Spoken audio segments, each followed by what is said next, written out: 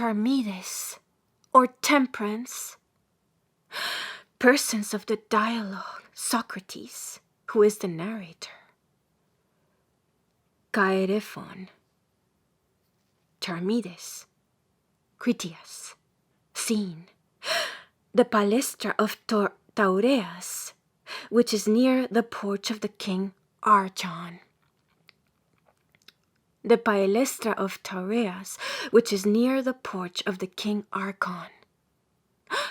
Yesterday evening I returned from the army at Potidaea, and having been a good while away, I thought that I should like to go and look at my old haunts. So I went into the palestra of Taureas, which is over against the temple adjoining the porch of the king Archon, and there I found a number of persons, most of whom I knew, but not all.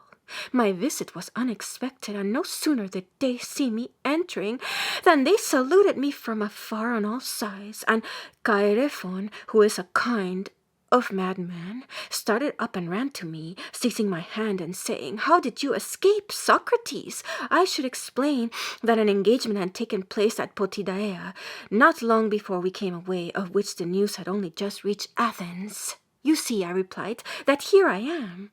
There was a report, he said, that the engagement was very severe, and that many of our acquaintance had fallen. That, I replied, was not far from the truth. I suppose, he said, that you were present? I was. Then sit down and tell us the whole story, which as yet we have only heard imperfectly. I took the place which he assigned to me by the side of Critias, the son of Calescrus, and when I had saluted him and the rest of the company, I told them the news from the army and answered their several inquiries. Then, when there had been enough of this, I, in my turn, began to make inquiries about matters at home, about the present state of philosophy, and about the youth. I asked whether any of them were remarkable for wisdom or beauty, or both.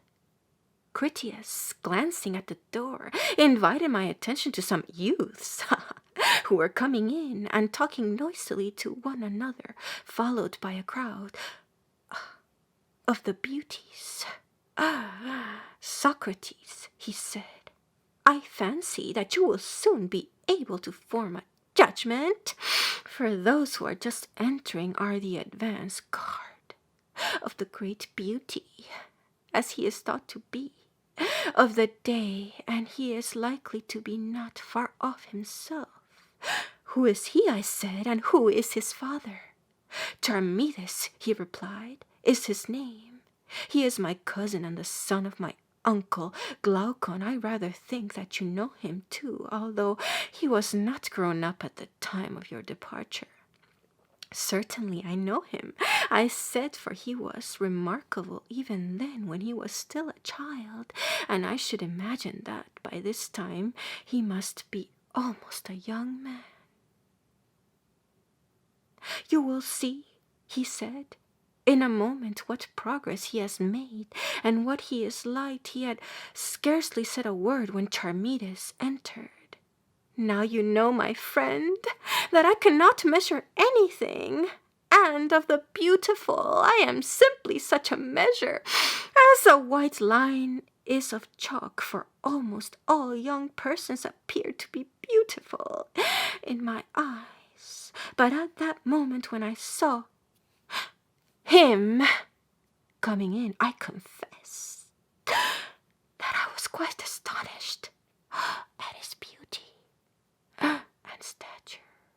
All the world seemed to be enamored of him. Amazement and confusion reigned when he entered, and a troop of lovers followed him. That grown-up men like ourselves should have been affected in this way was not surprising, but I observed that there was the same feeling among the boys. all of them, down to the very least child.